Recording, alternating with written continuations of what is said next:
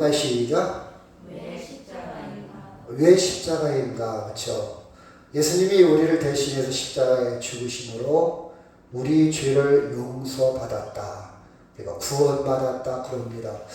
우리는 교회를 오래 다녔기 때문에 이렇게 쉽게 거부감이 없이 받아들여지지만 예수 안 믿는 사람들은 쉬운 단어가 아니에요. 쉽게 받아들여지지 않습니다. 그렇죠? 하나님은 전지전능하신 분인데 급해요. 굳이 위아들 예수 그리스도를 십자가에 죽게 하지 말고 그냥 말씀 한마디로 천지를 창조한 것처럼 인류의 모든 죄를 용서할 수도 있고 구원할 수도 있는데 급해요. 십자가의 죽음으로 왜 구원을 이루고 용서를 이루었을까? 그죠? 이런 의문을 가질 수도 있습니다. 왜 도대체 예수님은 하나님의 아들인데 30대 초반에 젊은 나이로 죽어야 했을까? 여러분 30대 초반에 아마 자녀들이 먼저 죽는 그 아픔, 우리는 그런 경험을 한 사람도 있고 하지 않은 사람도 있겠지만 그 경험은 이 땅의 어떤 경험보다도 가장 처참하고 가장 가슴 아픈 경험이지 않습니까? 33세 왜 죽어야만 했을까? 또한 여러분 일반적인 죽음이 아니라 십자가의 처형으로 죽었을까? 그렇죠? 어떤 질병에 의해서 어쩔 수 없는 사고에 의해서 죽을 수 있지 않습니까? 그런데 왜 십자가에 가장 악랄하고 가장 비참하고 가장 치욕스럽고 가장 고통스러운 십자가에 생사람을 못을 받고 매달려 놔 피를 흘릴 때까지 다 흘려서 죽을 수 있을까? 엊그제 세상에 이런 일을 봤더니요. 요새는 조현병 아니면 조금 더 구체적인 병명을 해야 돼. 정신분열증 그런 사람들이 참 많이 돌아다닌다고 그래요. 그래서 보니까 지하철에 그냥 사람이 서 있는데 지하철을 타려고 기차를 타려고 서 있는데 지나가는 사람은 그냥 일면식도 없어요. 전혀 관계도 아닌데 탁 밀어가지고 그 사람을 그 철로에 부딪히게 하고 머리를 다치게 하고 그리고 그냥 지나가요.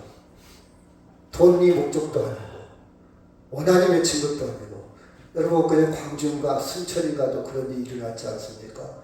그냥 뒤따라가지고 사람을 찌르기도 하고 그렇죠? 여러분 그런 죽음은 참 억울한 죽음이에요. 병에 걸려서 어쩔 수 없는 상황에서 아니면 국가를 위해서 전쟁터에 가서 죽을 수도 있는데 그래 의미라도 있잖아요. 최선을 다했는데 살지 못하는 많은 죽음이 있는데 왜 예수님은 가장 치욕스럽고 잔혹한 십자가에 죽었을까? 또 우리를 구원하는 방법에 있어서 꼭 십자가만이 방법이었을까? 다른 방법은 없었을까? 우리 성경을 읽다 보면 이런저런 생각을 많이 할 수가 있습니다. 자, 이렇게 문제를 제기해 놓고 그 해답을 성경에서 한번 찾아가 보도록 하겠습니다. 원래 예수님은요, 하나님 영광의 광채며 본체 형상이라 이렇게 나옵니다. 말이 좀 어렵죠? 좀 어렵죠? 하나님 영광의 광채다. 이 말은 하나님을 표현할 때 영광의 광채다. 자, 요한계시록에 보면 지난주 우리 수일밤이라고 했는데 요한계시록에 보면 이제 천년왕국 세상 예수님이 재림하고 이제 모든 것이 정리된 다음에는 해와 달이 필요 없다. 그렇죠? 왜? 하나님의 영광이 더 빛나고 밤과 낮이 필요 없기 때문에. 그리고 해가 엄청난 발광체입니다. 빛을 내는 에너지와 빛을 내는 발광체예요. 그런데 그것조차도 피조물이기 때문에 영원하지 않다 그런 뜻이에요. 여러분 이해가죠? 영원한 분 하나님의 빛이 충분하다. 충분하다. 여러분 우리는 지금 햇볕의 도움을 받아 살아요. 모든 생명체는요 햇볕이 없으면 안 돼요. 햇볕의 도움을 받아야 돼. 하나님의 햇볕을 통해서 우리에게 살아가도록 그렇게 유기적인 관계, 시스템을 만들어 놓았어요. 그런데 완벽한 하나님의 세상에 들어가면 그것이 필요 없다. 그런 뜻이 필요 없다. 필요 없다. 또 그것도 피조물이기 때문에 만들어진 것이기 때문에 영원하지 않다. 그런 뜻입니다. 근데 하나님의 영광의 빛이다 이 말이에요. 예수님이 본체라 이 말이에요. 본체. 옆에 액세서리가 아니에요. 사이드가 아니에요. 보조가 아닙니다. 본체의 본체 형상이다. 이 말을 다른 말로 표현한다면 예수님은 곧 누구다? 하나님이다 그 뜻이요. 예수님은 하나님이다. 보이는 하나님. 하나님은 보이지 않지만 보인다 이 말은 그렇죠. 어떤 제한을 받는 거예요. 하나님은 볼 수 없어요. 왜? 여러분 좀 이해를 한다면 제가 한국에 있으면 미국 사람은 저를 볼 수 있어요? 없어요? 없어요. 제가 미국에 있다면 한국 사람 못 봐요. 내가 본다는 것은 그 사람의 존재가 제한적이다. 나는 한국에만 있지 미국에도 동시에 있을 수 없는 존재이기 때문에 그래요. 그래서 하나님은 볼 수가 없어요. 제한이 없어. 그래서 그림자가 없다 그런 뜻이에요. 그림자가 있다는 것은 햇볕에 영향을 받는다는 뜻이에요. 근데 그림자가 없다 이 말은 어떤 영향도 받지 않는다 그 뜻이에요. 시적인 표현이지요. 여튼 근데 예수님은 하나님과 같지만은 이 땅에 내려오셔서 우리로 하여금 볼 수 있도록 보여주신 하나님. 그래도 우리가 볼 수 있도록 우리가 이해할 수 있도록 볼 수 있도록 예수님의 본체인 걸 볼 수가 있어요. 자, 성경을 보면요. 시작. 이는 하나님의 영광의 광채시요 그 본체의 형상이시라. 그의 능력의 말씀으로 만물을 붙드시며 죄를 정결하게 하는 일을 하시고 높은 곳에 계신 지극히 크신 이의 우편에 앉으셨느니라. 하나님과 똑같이 그죠? 동등하게 본체가 같다 그런 뜻입니다. 조금 이해하기가 좀 어려울 거예요. 자, 이해가 되는 대로만 그 정도 이해를 하시고요. 자, 다시 말해서 예수님은 본질에 있어서 같다 이 말이에요. 자, 이 본질이라는 말도 좀 이해를 해봅시다. 저 사람은 대통령이야. 저는 총수부입니다. 직업이나 신분이나 차이가 있어요. 근데 본질에 있어서는 똑같이 사람이다. 그래서 우리가 그런 표현을 많이 써요.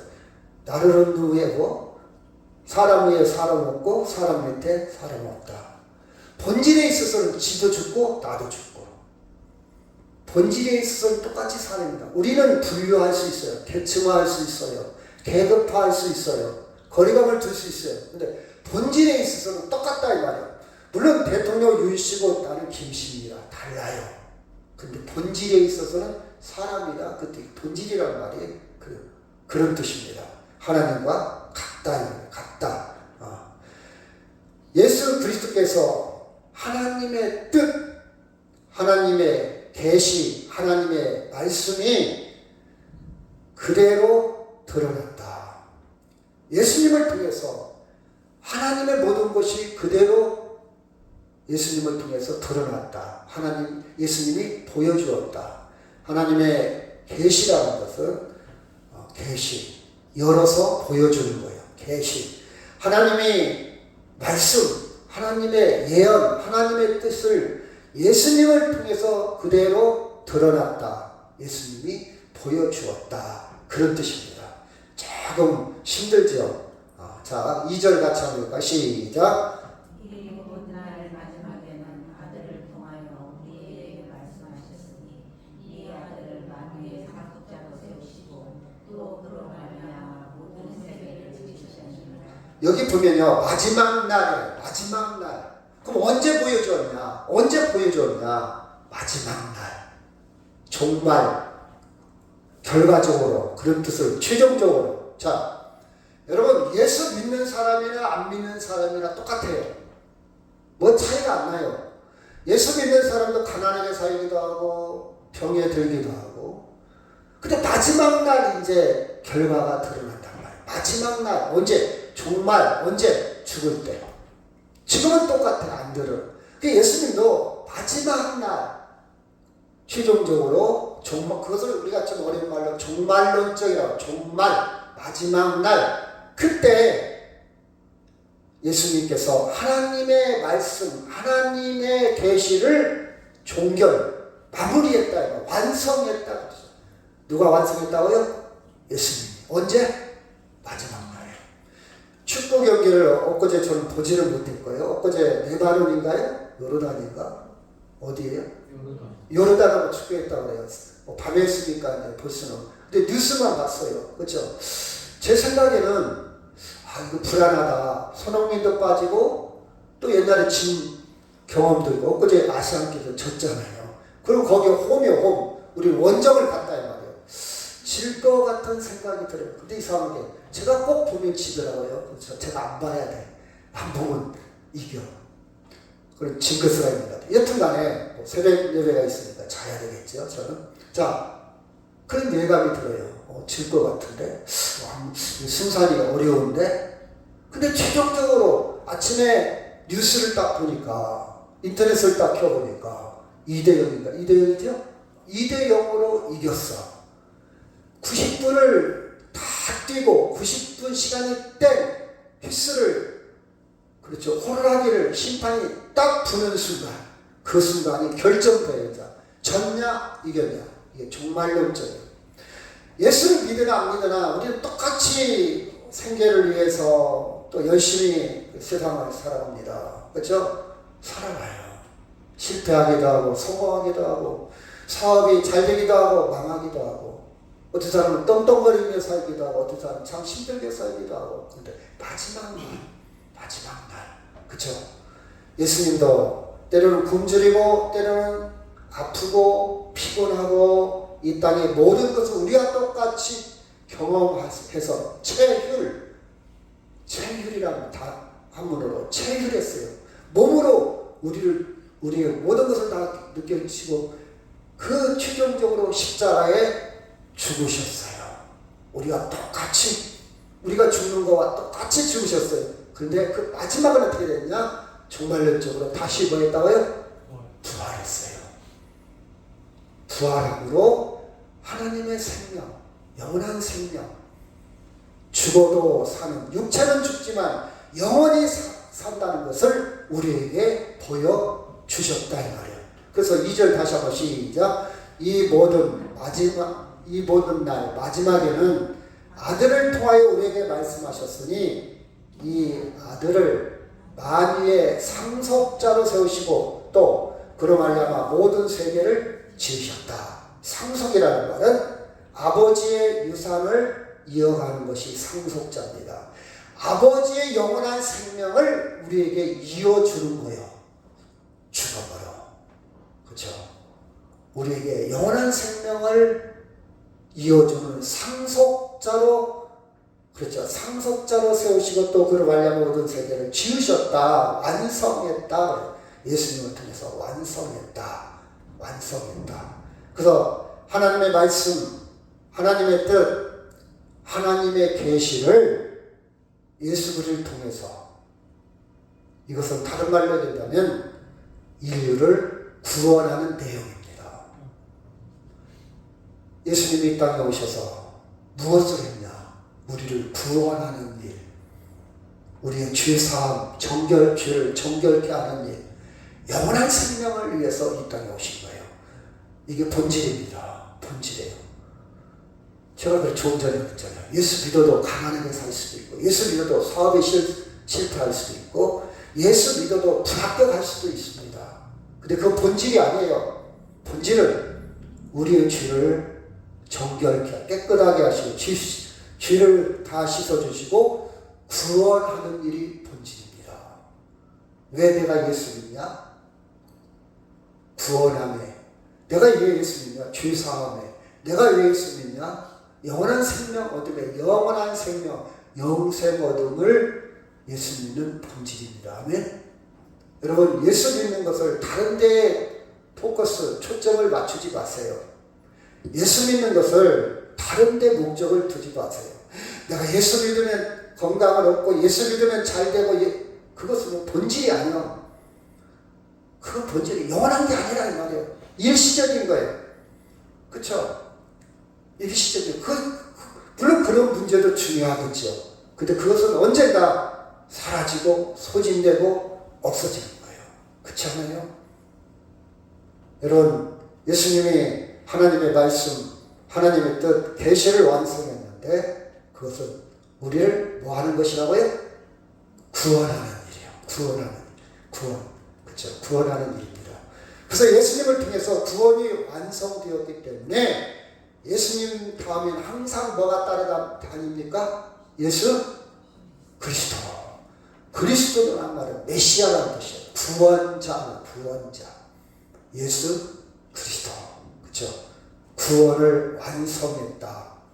사실 예수님 따라가기에는 핍박도 심했고 고통도 심했고 굶주렸고 힘든 일이었어요. 그런데 마지막 구원으로 완성시켰기 때문에 부활로 영원한 생명을 완성시켰기 때문에 제자들은 죽음이 와도 핍박을 당해도 환난이 왔어도 예수님을 따르게 되었다는 사실입니다.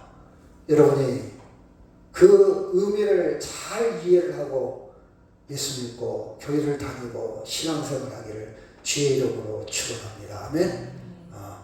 현대인들은 이런 생각을 합니다.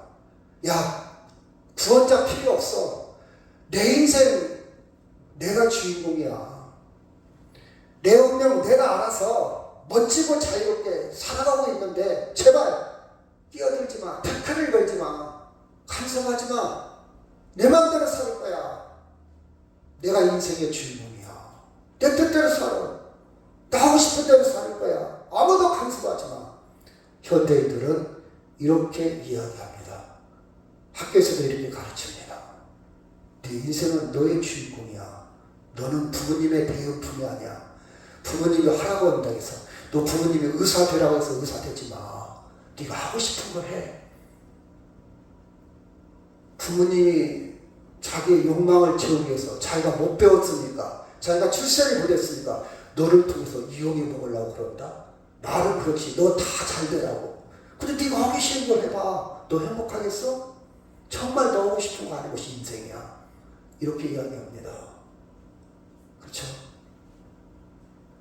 현대인들의 특징입니다. 그렇죠? 근데 봐요. 무신론 자들은요. 예수 믿는 자들은요. 가면 갈수록 다 하나님과 멀어져요. 하나님 생각도 안 해요. 여러분 자녀 중에, 여러분 주변에 있는 사람 중에 하나님 말도 꺼내지 못하게 하는 사람 많아요. 교회라는 치를 떨듯이 굉장히 거리감이 있고요. 예수 믿는 것을 굉장히 경멸하듯 조사하듯 그냥 엄마가 늙었으니까 그냥 신앙 하나쯤은 가져도 괜찮겠지. 가서 위로받고 마음의 평화를 얻고 정서적인 안정을 누리고 그 정도를 치부합니다. 집에 혼자 있느니 교회 가서 친구도 사귀고 얘기도 하고 그런 모임도 갖고 그 정도에서는 생각할 수 있겠지만 현대인들은요. 더 가면 갈수록 하나님이 굉장히 멀어요. 제가 요새 신간 책방이가 더 신간이다. 녹세서럴 신간입니다. 여러분 한번 읽어보시기 바랍니다. 전공서적인데요. 근데 제가 이 책을 읽기 시작했어요. 굉장히 현대 인터넷 AI 급박하게 돌아가는 현대 사회에서 우리가 그 책을 통해 시사하는 것이 많이 있어요. 이스라엘의 역사학자, 과학자가 쓴 책인데요. 아주 유명한 사람입니다. 쓴 책인데 예수님하고 하나님하고는 현대 사회가 엄청나게 멀어져 가고 있어요. 그렇죠? 여러분 서양에 있는 교회들이 문을 닫기 시작해요. 선진국일수록 정말 믿음이 좋은 사람만 남았어요. 그렇지 옛날처럼 막 사람들이 몰려오고 사람들이 많고 그런 시대는 있잖아요. 우리나라도 마찬가지죠. 근데 극소수지만 적은 비율이지만 적은 사람이 정말 믿음을 가진 사람만 남고 대중의 종교가 되지 못합니다. 여러분 인터넷에 들어가 보면 댓글을 다는 것을 읽어보면 굉장히 기독교뿐만 아니라 모든 종교, 그렇죠? 특히 기독교에 대해서 반감을 가지고 있습니다. 그들의 생각이 단단해져가요. 하나님 없는 세계로 단단해져 갑니다. 현실입니다. 그렇죠? 근데 봐봐요. 저는 이렇게 분석을 해요. 겉으로는 하나님이 없다고 하지만 그들은 지금 하나님 대신에 다른 것을 채워먹고 있어요. 저 강아지가 이뻐요. 이러니까 인간관계, 나는 혼자 살아도 돼. 나는 친구 없어도 돼. 이러지만 사실은 그 자리에 다른 사람을 채워넣고 있어요. 뭘 채워넣어요? 반려견, 애완동물, 그걸로 채워넣고 있어요. 하나님이 없다고 굉장히 그들은 하나님이 필요 없다고, 내가 주인이라고, 나 살 수 있다고, 내 인생 내가 책임진다고 말하고 있지만 사실은 그 자리에 하나님 대신에 스마트폰, SNS, 인터넷 이것으로 다 채우고 있어요. 그것으로 대신, 근데요 그것이 본질적으로 근본적으로 해당시키지는 못해요. 갈증을, 그쵸?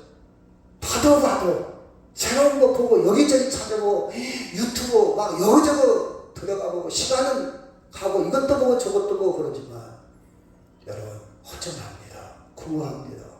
만족스럽습니까? 그래서 저는 이렇게 봐요. 하나님 대신에 대용품으로 다른 것을 채우고 있다. 자기가 주인이라고 해놓고. 그렇죠? 그래서 여러분 봐봐요. 스마트폰이 손에서 떠나지 않아요. 그렇죠? 스마트폰이 없으면 불안해합니다.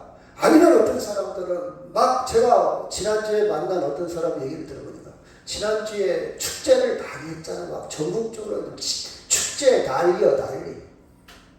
그 사람은 축제를 7군데를 찾아다니는데 아니 그렇게 축제가 재밌어요 그랬더니 자기는 축제마다 찾아다니면서 그 가수들 유명한 가수들이 와서 노래도 부르고 콘서트 하잖아요. 그걸 즐기러 다닌대. 그래서 저는 유사 종교를 가졌구나. 기독교도 아니고 하나님이 없다고 말하지만 당신은 하나님 대신에 콘서트로 섬기고 있구나. 저는 그렇게 생각을 해요. 어느 사람은 어떤 정치적인 집회를 찾아다니는 사람이 있어요. 제가 아는 분은요, 토요일날마다 지금 어떻게 사는지 모르겠네요. 그 옛날에 촛불 집회할 때 토요일마다 가요. 자기는 거기 안 가면 안 된대요. 그분이 어디 가면 그 지역으로 또 가고 그 지역으로 가고 그 지역으로 가고. 이번 옛날에 보면 또 그런 경우도 있지 않습니까? 그 전국 노래자랑 송해가 할 때 노래자랑 전국을 항상 같이 다니는 사람, 항상 찾아다녀요. 이 사람은 유사 종교, 하나님 대신에 그 공허한 빈자리를 그것으로 채우고 있구나. 어떤 사람은요, 또 세미나, 어떤 기도원, 이것으로 카타르시스, 기도원 안 가면 안 돼. 유사 종교를 따진 거예요. 여러분, 하나님은 여러분의 구원에 있어서 예수 그리스도를 통해서 충분하게 기쁨과 자유와 평화를 주셨습니다. 아멘? 근데 하나님을 제대로 발견하지 못해서 그래요. 예수 그리스도를 제대로 알지 못해서 그래요. 진리를 제대로 알지 못하면요, 다 그걸 쫓아다녀요. 찾아다니고. 그렇죠? 여러분, 성경 말씀은요, 구원에 이르는 진리가 충분히 있습니다. 믿으시길 바랍니다. 아멘? 네, 충분해요. 하나님 말씀에. 이단에 안 빠져도 됩니다. 사이비에 안 빠져도 돼요. 유사 종교에 안 빠져도 돼요. 그렇죠? 그런데 많은 사람들은 예수를 믿지 않는 사람들, 교회 밖에 있는 하나님과 단절되어 있어요. 하나님을 모릅니다. 생명의 근원도 몰라요. 그래서 결국은 어떻게 되냐? 존재 불감, 존재 불안증. 그래서 그 콘서트만 찾아다니는 사람이 저한테 고백을 해요. 목사님, 우울증이 올 것 같아요. 아니, 그렇게 콘서트를 10월 초에 7군데를 찾아다녔다며. 근데 우울증이 올 것 같아요. 맞는 말이에요. 자기 존재에 내가 누군지를, 하나님의 누군지를, 자기 존재의 어떤 정체성이라고 그러죠. 그걸 발견하지 못한 거예요. 내가 누군지를, 내가 어떤 존재인지를. 그래서 불안한 거예요, 심리적으로. 그러니까 우울증이 올 수밖에 없다는 사실이에요. 예수 믿는 사람 중에도 혹시 예수님을 제대로 알지 못하면 우울증이 올 수 있어요. 위롭습니다. 고독합니다. 불안합니다. 하루하루가 무료하고, 그렇죠, 기쁨이 없어요. 목적과 의미를 가질 수가 없습니다. 내가 왜 살아야 되지? 내 인생이 허무해집니다. 존재 불안증이라고 해요. 존재 불안증. 그래서 플라톤은 이런 비유를 했어요. 동굴의 비유인데요. 사람이, 여러분 잘 보세요. 먼저 예를 먼저 들어볼게요. 자, 죄수들을 모아서 깊은 동굴에 가뒀어요. 그래서 죄수들이 그 동굴 속에서 대대로 이어져 살아갑니다. 그래서 그 동굴은요, 어둠과 이끼와 박쥐의 세계, 그게 동굴의 세계, 후손들이, 그 쥐수의 자녀들이 거기서만 생활한 거예요. 근데 이 동굴 안에 사는 사람들에게 한 가지 규칙이 있어요. 명령이 있어요. 뭐가 있냐? 절대 동굴 입구는 가지 마라. 가지 마라 그랬어요. 근데 어떤 사람이 우연히 동굴 입구에 나가서 동굴 밖 세상을 본 거예요. 동굴에 나가보니까 전혀 다른 빛, 꽃도 피어 있어서 향기도 있습니다. 하늘에 구름도 있어요. 너무 하늘이 맑아. 지나다니는 새들이 있어요. 새로운 것을 본 거예요. 그래서 얼른 동굴 속에 들어가서 사람들한테 이야기를 합니다. 야, 내가 동굴 밖에 한번 갔다. 우연히 갔다. 가고 싶어 간 게 아니라 갔는데 동굴 밖에 가니까 이런 세상이 있더라.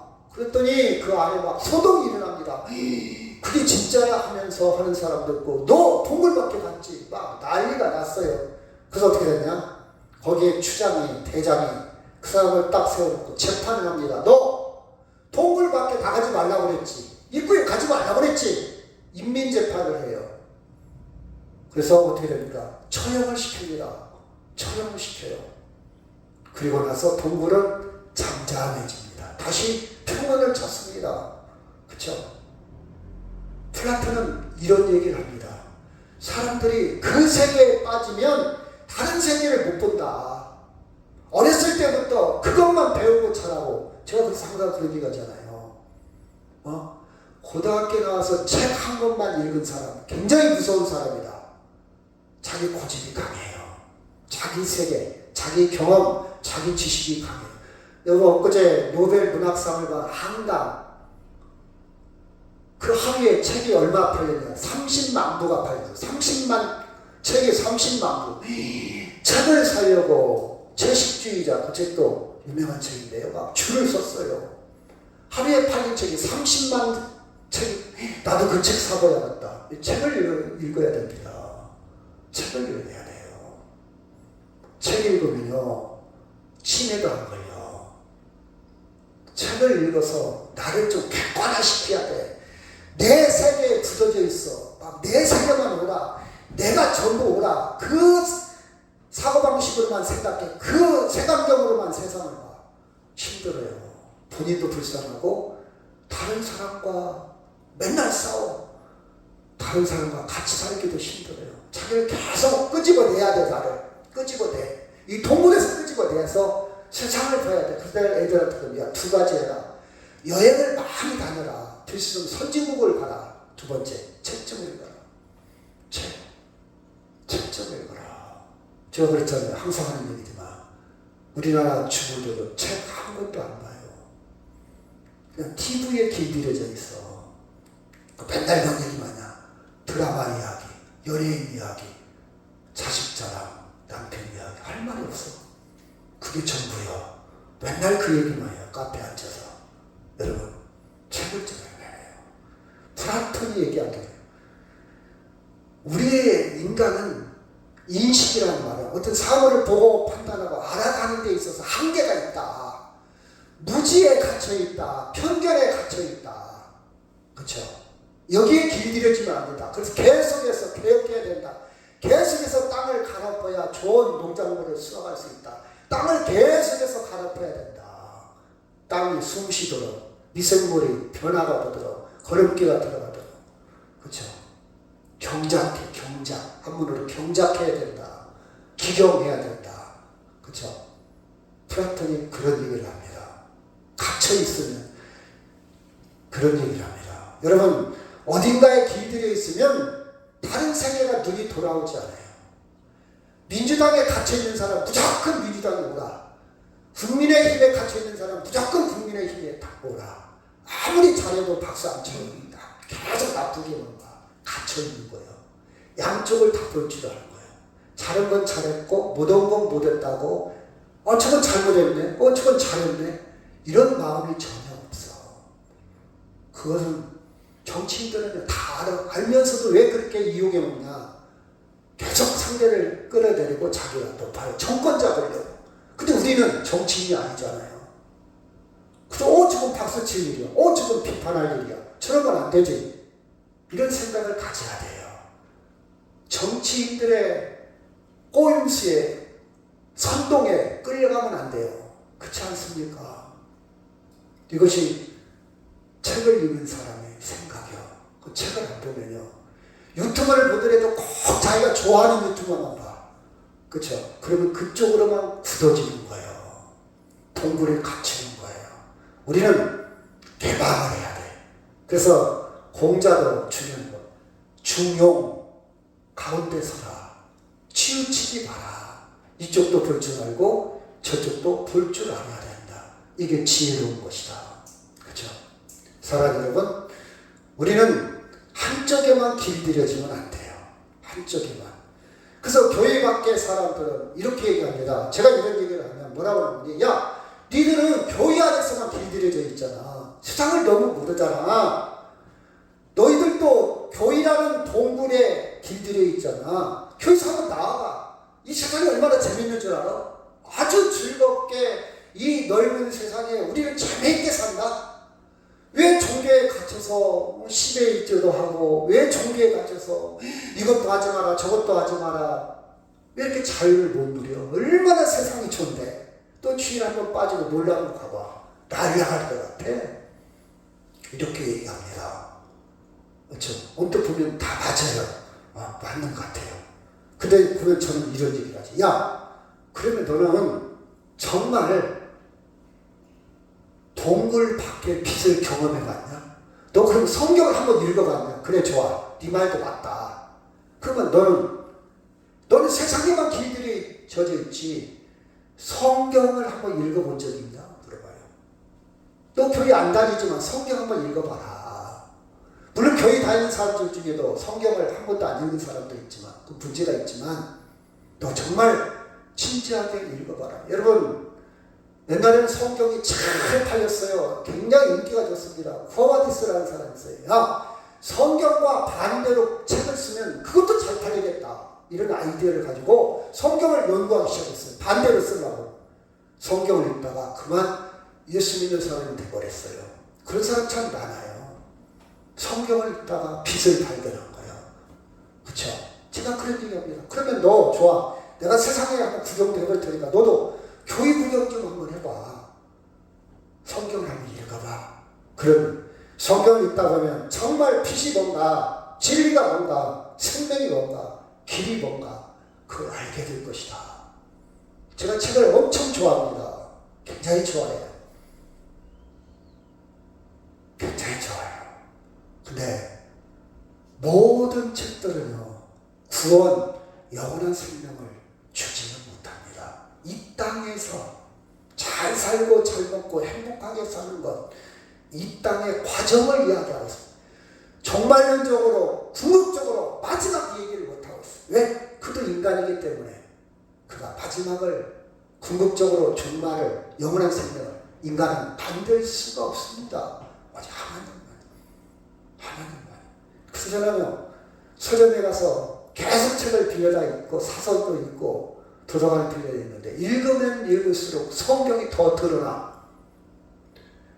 그쵸? 안 좋은 것을 보면 볼수록 더 아름다운 것이 드러나듯이, 더 귀한 것이 드러나듯이, 건강이 나빠지면 나빠질수록 건강의 중요성이 더 드러나듯이, 나이가 먹을수록 정말 귀중한 것이 더 그리워지듯이. 그렇죠? 책을 읽으면 물론 이 땅에 살아갈 때 많은 도움이 돼요. 기가 막힌 책들이에요. 대단한 책들이에요. 어떻게 이렇게 책을 썼지? 야, 대단하다. 막 밑줄도 긋고 메모도 합니다. 써놓기도 해요. 안 잃어버리려고. 또 보려고. 근데 영원한 생명을 제시하지는 못해. 제시하지. 인간이기 때문에. 그렇죠? 성경만이 빛이요 진리요 생명의 길이라는 것이 예수님을 통해서 가르쳐 주고 있습니다. 자, 히브리서 1장 3절 시작. 이는 하나님의 영광의 광채시요 그 본체의 영상이시라. 그의 능력의 말씀으로 만물을 붙드시며 죄를 정결하게 하는 일을 하시고 높은 곳에 계신 지극히 크신 이의 우편에 앉으셨느니라. 자, 왜 십자가인가? 첫째로 죄를 정결하게 하시는 일 때문에. 다른 방법, 다른 치욕스럽지 않고 아주 멋있게 말 한마디, 말씀 한마디로 해결할 수 있는데 죄를 정결하게 하는 일은 뭐밖에 없다? 십자가밖에 없다 이 말이에요. 십자가. 자, 봅시다. 죄에 대해서 좀 얘기해 보고요. 자, 죄를 정결하게 했다. 이 말은 다른 말로 어둠의 동굴에서 빛의 세계로 나오게 했다 이 말이에요. 어둠은 죄를 상징합니다. 어둠 속에서는 보는 게 뭡니까? 어둠 속에서는 확실히 볼 수가 없어요. 어둠 속에서는 분명치 않아요. 진리를 볼 수가 없어요. 그림자만 있어요. 컴컴한 것만 있어요. 그런데 빛의 세계로 나오게 했다. 이게 죄를 정결케 했다. 자, 우리가 예수님 앞에 기도하면 하나님, 제가요 남을 미워하고 시기하고 질투하고요, 제가요 도둑질하고요 살인하고 간음하고, 아 그래, 내가 그 모든 죄를 다 깨끗하게 한다. 여기 차원이 아닙니다, 여러분. 여기 차원이 아니고 죄를 정결케 했다는 말은 그걸 뛰어넘어 빛을 보게 했다 이 말이에요. 빛을 보게 했다.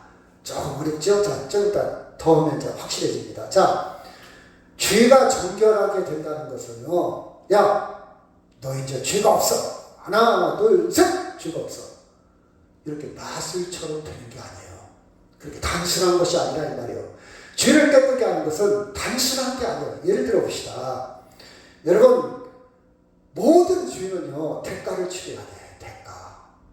그에 상당한 책임을 져야 됩니다. 그래서 원칙적으로 이는 이, 눈은 눈.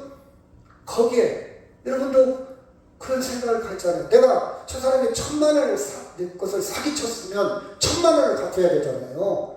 그렇잖아요. 그래야 완전히 없어지는 것이죠. 아니, 조금 더 이자까지 갚아야 될지도 모르겠어요. 거기에 상당한 대가를 치러야 돼요. 옛날에 미량이라는 영화가 있었어요. 잠깐만 얘기해 볼게요. 이 영화에 남편과 사별을 합니다. 이 시내가 자기 외아들을 데리고 사는데 너무 잘난 척을 했어요. 부자도 아닌데 굉장히 돈이 많은 척을 하다가 그만 유기범이 자기 아들을 잡아갔습니다. 결국 자기 아들을, 돈 줄 돈이 없잖아요. 원래 부자가 아니잖아요. 그래서 결국 자기 아들을 죽여요. 그러니까 이 시내가 굉장히 고통스러워. 자기 아들을 죽었잖아요. 근데 교회를 다니면서 마음의 평안을 찾고, 교회를 다니면서 예수님의 용서를 통해서 마음의 평정을 찾아갑니다. 그리고 결국 어떻게 됐냐? 교도소를 찾아갑니다. 그 죄인을 용서하기 위해서. 근데 교도소를 찾아가서 그 죄인을 만나서 면회를 합니다. 이제 내가 당신을 용서하겠습니다. 그 말을 하러 갔는데 그 교도소 그 유기범이 뭐라고 이러더니, 나는 하나님을 영접하고 이제 이미 평화를 누리고 있습니다. 그 얘기를 해요. 그러니까 이 시내가 황당하죠. 물론 용서하러 갔어요.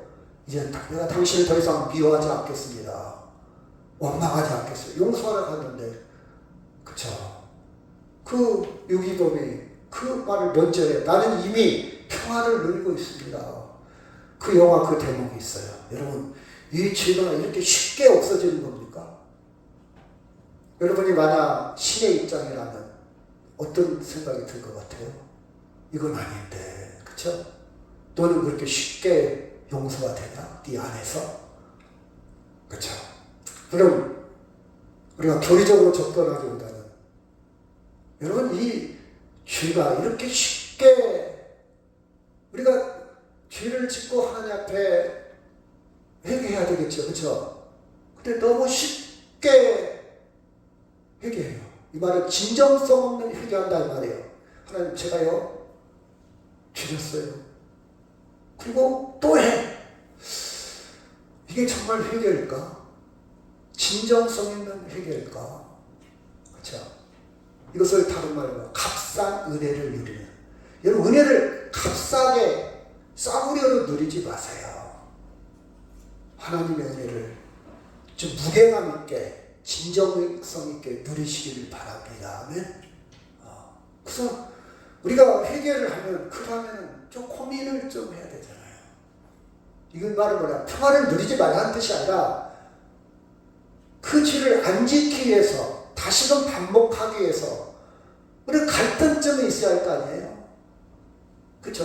인터벌, 간격은 돼. 근데 하나님이 그냥 쉽게 회개하고 쉽게 또 죄 짓고 너무 주님의 은혜를 값싸게 누리고 있지 않나 그런 생각을 저 다른 사람 말고요. 저는 그런 기도하면서 그렇게 생각해봐요. 하나님의 은혜를 너무 값싸게 내가 난도질하고 있지 않나 그런 생각을 해봐요. 그죠? 죄는요 본질을 보면요 자신을 높이려고 어느 정도 높이냐 하나님의 자리로 높이려고 하나님처럼 눈이 밝아지려고 욕망, 교만 어떻게 보면요 하나님을 섬겨야 되는데 자기를 섬기는 거예요. 숭배하는 거예요. 하나님을 사랑하는 자기 사랑. 자기에는 아무도 안 보여. 이게 죄입니다. 모든 것이 자기로 초점이 맞춰져 있어요. 내가 우선, 내가 최고야. 그렇죠? 이게 죄예요. 다시 말해서 좀 나아가서 표현한다면 자기 스스로 자기 방식으로 자기 생명을 완성시키려는 것 이런 욕망이 죄입니다. 야 하나님 필요 없어. 내 인생 내가 알아서 해. 나 죽어도 괜찮아. 야 죽으면 천국이 있냐 지옥이 있냐. 자기 세계에 갇혀있는 거예요. 자기 세계에. 하나님 밀어내야 되는 거예요. 자기 숭배하는 거예요. 자기 생명을 자기가 완성. 나는 천국 갈 거예요. 여러분 TV에서 가끔 그런 얘기 하잖아요. 안타까운 죽음은 하늘나라에서 다시 만날 거예요. 하나님의 하늘나라 갔을 거예요. 하늘나라에서 보고 있을 거예요. 그런 표현을 쓰잖아요. 이 사람은 좋은 일 했으니까 자기 생각이고 자기의 방식이야. 그건 성경적인 방법이 전혀 아닙니다. 그렇죠? 여러분 하나님 생명의 주인이신 하나님을 인정하지 않는 거예요. 자기가 주인인 거예요. 근데 문제는 이렇게 살다가 끊임없이 무엇을 먹을까, 무엇을 마실까, 무엇을 입을까 걱정하며 살아갑니다. 고아처럼. 왜? 자기 혼자니까. 하나님이 없으니까. 아버지가 없으니까. 그렇죠? 계속해서 걱정과 근심. 지나친 걱정과 근심은 하나님에 대한 불신의 반증입니다. 그렇죠? 어린아이는요. 아버지가 있다는 어린아이는요. 전혀 걱정 안 해요. 아버지가 있다면. 근데 아버지가 없는 어린아이는 계속해서 걱정할 겁니다. 그렇죠? 여러분 우리는 일용할 양식이 없어서 불행한 사람들 그렇죠? 일용할 양식이 없어서 불행한 사람들이 아니에요. 우리 일용할 양식 다 있습니다. 근데 우리의 욕망은 끝이 없어서 불행한 거지. 그렇지 않아요? 더 갖고 싶어요. 99마디 치면 또 한 마디를 더 갖고 싶어요. 이게 다윗의 속성이고 우리의 속성이에요. 육신, 욕망, 끝이 없어요. 계속 높아지려고. 계속해서. 어디까지 높아지냐? 하나님처럼 높아지려고. 바벨탑을 쌓고 있는 거예요. 이게 죄입니다. 죄는 하나님, 방향이 하나님이 아니라 내적으로 설정되어 있는 것이 죄요. 거짓말하고 훔치고 도둑질하고 사기치고 이것도 죄겠죠. 그런데 그 본질에 있어서는 방향이 내가 주인이야. 하나님이 없습니다. 이게 죄입니다. 죄요. 그렇죠? 여러분, 하나님 없는 사람은요, 일용할 양식에서 아무리 먹을 것이 풍족해도 영혼이 병들어 있기 때문에 참 기쁨과 자유와 소망이 없습니다. 소망이 없어요. 결국 우울할 수가. 여러분, 누가 자살을 많이 하시는지 아십니까? 물론 없어서, 돈 없어서 병들어서 자살하는 경우도 많이 있어요. 그런데 돈 많은 사람, 많이 배운 사람들이 자살률이 높아요. 통계가 그렇습니다. 그렇죠? 왜? 영혼이 병들어서. 제가 그랬잖아요. 중소기업 사장이 왜 자살하냐? 첫째는 돈이 없지만 둘째는 마음이 무너져서. 마음이 무너지면 자살해요. 영혼이 병들었다 이 말이에요. 그렇죠? 병들게 하는 것이 뭡니까? 죄입니다. 죄. 자, 로마서 6장 23절 시작. 죄의 싹은 사망이요 하나님의 은사는 그리스도 예수 우리 주 안에 있는 영생이라. 주의 대상, 주의 대가, 주의 보상, 주의 싹, 주의 결과는 뭐라고요? 사망이다. 사망. 방향이 사망입니다. 자, 시작. 욕심이 잉태한 즉 죄를 낳고 죄가 장성한 즉 사망을 낳는다. 사람의 본성은 욕심이에요. 욕심. 자기를 높이려는 욕심. 그것이 점점점 커져서 죄가 되고 죄가 점점점 커져서 사망에 이르. 욕심. 왜 욕심이냐? 더 가. 내가 주인. 내가 더 높아지려고. 그쵸? 그러면 죄가 씻겨졌다. 죄가 정결케 됐다. 그 말은 죄 용서받았다. 이 말은 내 중심에서 하나님 중심으로 바뀐 거예요. 너는 도둑질이 이제 그 죄 용서됐어. 너 살인하고 시기하고 질투하고 가늠하고 이 모든 죄가 용서됐어. 이것도 있지만 그보다 더 중요한 문제는 죄 용서됐다. 죄에서 벗어났다. 동굴에서 벗어났다. 빛을 보게 되었다. 방향이 하나님 쪽으로 바뀌어졌다. 너를 병들게 하는 죄에서 벗어났다. 그렇죠? 하나님 불신에서 이제 하나님 쪽으로 바뀌어졌다. 이게 진정한 회개요. 용서받은 겁니다. 아멘. 여러분 방향이 하나님 쪽으로 있습니까? 용서받은 거예요. 용서. 복잡한 여러분 생각과 지식과 경험에서 뛰쳐나온 거예요. 막 이것저것 계산하고 이리도 재고 저리도 뭐 여러분 신앙과 믿음이 혼란이 많죠. 그래서 믿음이 성장할 수가 없어. 막 엉켜 있어. 막 내가 지금까지 살아온 지식, 경험 이런 것들이 엉켜 있어. 이걸 다 걷어내고 나는 이제 하나님 앞에 잘 박힌 모처럼 내 정직한 명을 하나님 앞에 방향이 확실합니다. 이것이 죄시름 받은 거고 이것이 정결케 함을 받은 거고 이것이 진정한 믿음입니다. 아멘. 이것이 하나님의 은총입니다. 회개는요. 그래서 방향이 전하는 것이 돼요. 하나님 제가 다음부터는 담배 안 피울게요. 하나님 다음부터는 술 안 마실게요. 그것은 지역적인 문제고 가장 큰 문제는 뭐냐. 방향이 하나님을 인격적으로 신뢰하는 겁니다. 하나님께 맡기는 거예요. 내 생명을 맡기는 거예요. 물론 이건 쉽지도 않고 잘 안 돼요. 사람마다 차이가 있어요. 예를 들읍시다. 월요일날 이제 수술하는 환자가 있어. 제가 아는 사람인데, 가까운 사람인데, 당뇨가 오래돼가지고, 여러분, 당뇨관리 잘 아세요. 오래돼가지고, 한 20년 되니까, 이제 심장에 이제 무리가 와서, 심장, 판막, 심장에서 쿵쿵쿵 뛰어야 되는데, 열었다 닫혔다 해요. 보낼 때는 열리고, 다시는 닫히고, 그래서 이게 펌프가, 이게 있어야 돼요. 얘네 작두샵 있잖아요. 펌프에. 물 올 때는 열리고 닫히고. 여러분 화장실에 물이 내려갈 때는 쫙 펴져서 내려가고 물이 안 나올 때 딱 닫혀갖고 냄새가 안 올라와. 그 판막이 망가진 거예요. 의사가 뭐라고 보니 이 수술은 50대 50 호불호. 이제 어떻게 될지 몰라요.